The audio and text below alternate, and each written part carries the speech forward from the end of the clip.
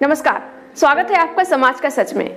आज हम ऐसे टॉपिक पर बात करने जा रहे हैं जो आपके दिमाग में ढेर सारे सवाल खड़े कर सकता है। जी हाँ, हम खोलने जा रहे हैं भारत में नास्तिकता की किताब।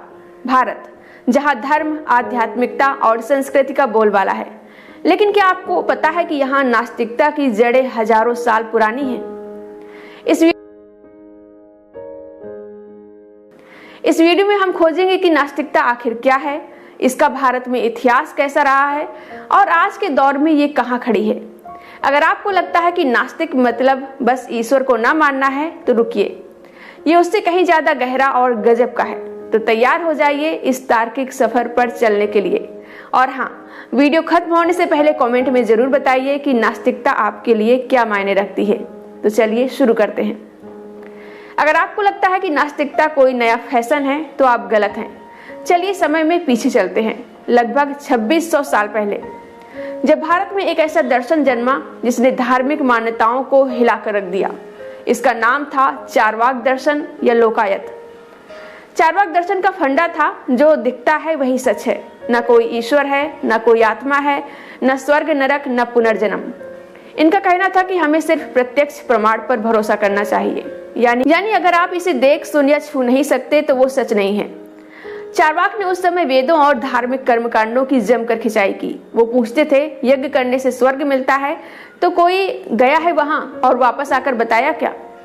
या फिर पंडित लोग कहते हैं कि आत्मा अमर है, लेकिन क्या किसी ने आत्मा को देखा है ना कमाल का तर्क।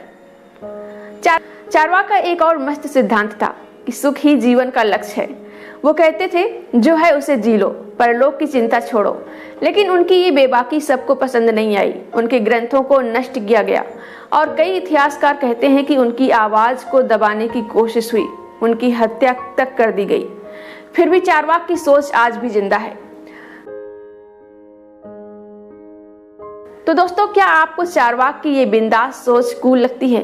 क्या आज भी हम उनकी तरह सवाल पूछ सकते हैं? कमेंट में अपनी राय जरूर बताइए।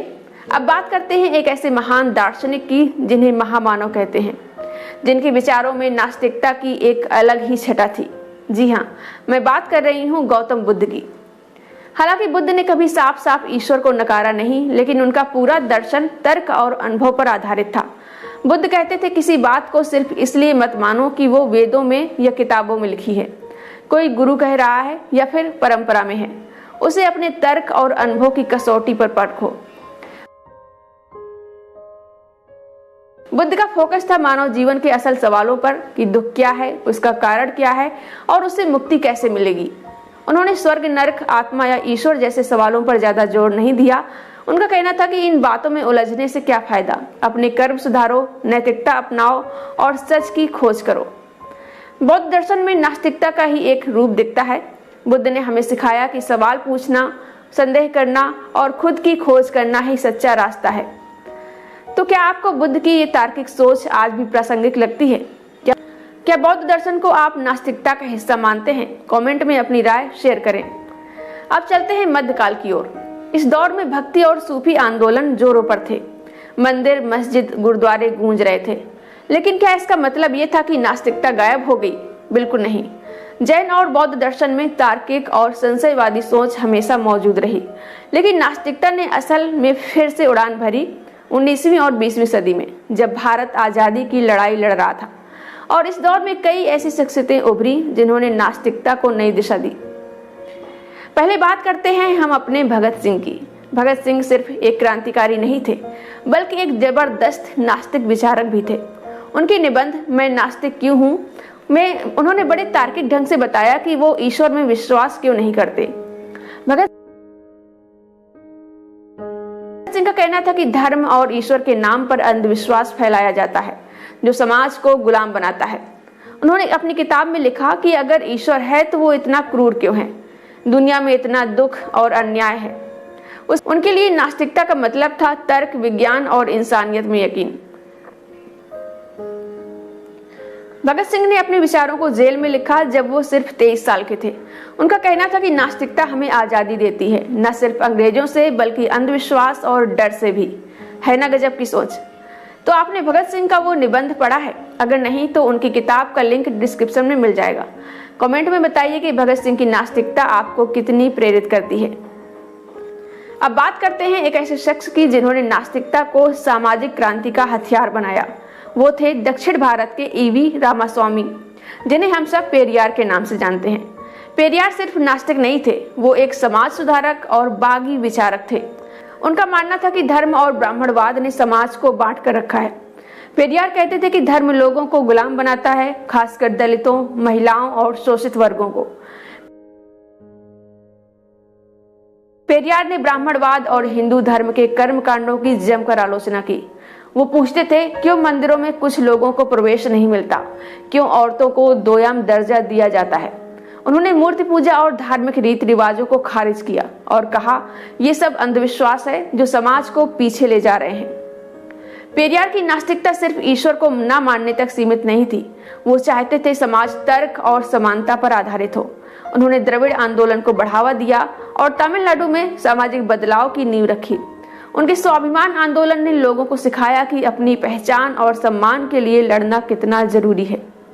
पेरियार ने अपने जीवन में कई विवादास्पद कदम भी उठाए, जैसे मूर्तियों को तोड़ने की बात करना, धार्मिक ग्रंथों की आलोचना, लेकिन उनका मकसद था समाज को जागरूक करना। वो कहते थे सवाल पूछो क्योंकि सवाल ही तुम्हें आजादी देगा। तो पेरियार की ये बगावती नास्तिकता आपको कैसी लगी? क्या आपको लगता है कि उनकी सोच ने समाज में बदलाव लाया, या क्या आज भी हमें पेरियार जैसे विचारकों की जरूरत है? कमेंट में अपनी राय जरूर शेयर करें। अब आते हैं आज के भारत पर। तो आज का भारत है इंटरनेट, स्मार्टफोन और सोशल मीडिया का भारत। आज के युवा पहले से कहीं ज्यादा सवाल पूछ रहे हैं और यही वजह है कि नास्तिकों की तादाद तेजी से बढ़ रही है। सोशल मीडिया पर नास्तिक भारत, इंडियन एथीस्ट और ढेर सारे क्रिएटर्स तर्क और वैज्ञानिक सोच को बढ़ावा दे रहे हैं। यूट्यूब पर आपको वीडियोस मिलेंगे जहां लोग बाबाओं के फर्जी चमत्कारों को बेनकाब कर रहे हैं या धार्मिक मान्यताओं पर सवाल उठा रहे हैं। कूल है ना?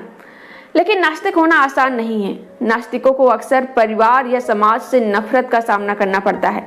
कुछ लोग कहते हैं कि नास्तिक मतलब संस्कृति का दुश्मन, लेकिन क्या ये सच है? नहीं। नास्तिकता का मतलब है तर्क को अपनाना, इंसानियत को बढ़ावा देना और गलत या अमानवीय परंपराओं और गलत संस्कृति का विरोध करना। और अच्छी बात, आज नास्तिकता वैज्ञानिक सोच और मानवतावाद को प्रोत्साहित कर रही है। लोग अब कर्म कांडों से ज्यादा शिक्षा, जागरूकता और सामाजिक बदलाव पर जोर दे रहे हैं। और कई नास्तिक संगठन अंधविश्वास के खिलाफ कैंपेन भी चला रहे हैं, जैसे झाड़ फूक या ज्योतिषी के फ्रॉड को उजागर करना। लेकिन सवाल यह है कि क्या भारत में नास्तिकता को पूरी तरह स्वीकार किया जाएगा या अभी समाज को और बदलने की जरूरत है? क्या आप सोचते हैं? कमेंट में अपनी राय जरूर बताइए। तो ये थी भारत में नास्तिकता की सच्चाई, प्राचीन चारवाक दर्शन जो हमें तर्क करना सिखाता है, गौतम बुद्ध की तार्किक और मानवतावादी सोच, भगत सिंह की क्रांतिकारी नास्तिकता जो हमें अंधविश्वास से आजादी दिलाती है, और पेरियार की बगावती नास्तिकता जो समाज में समानता की लड़ाई लड़ती है। नास्तिकता का मतलब है सवाल पूछने की आजादी, तर्क करने का जज्बा और सच को खोज करने का जुनून। और यही वो चीज है जो भारत को और ज्यादा जागरूक, मजबूत और इंसाफ पसंद बनाएगी। तो मुझे बताइए कि इस वीडियो से आपको क्या सीखने को मिला? चाहे बुद्ध की शांति, भगत सिंह का जज्बा या पेरियार की बगावत, आपको किसकी सोच सबसे ज्यादा पसंद आई? और क्या आपको लगता है कि नास्तिकता भारत की संस्कृति का हिस्सा बन सकती है? कमेंट बॉक्स में अपनी राय जरूर लिखें। और हाँ, अगर आपको ये वीडियो पसंद आया हो तो लाइक करें, अपने दोस्तों के साथ शेयर करें और चैनल को सब्सक्राइब ना किया हो तो सब्सक्राइब करना ना भूलें। अगली वीडियो में हम बात करेंगे नास्तिकता की और नैतिकता के रिश्ते के बारे में। तब तक सवाल पूछते रहिए, तर्क करते रहिए और सच की खोज करते रहिए।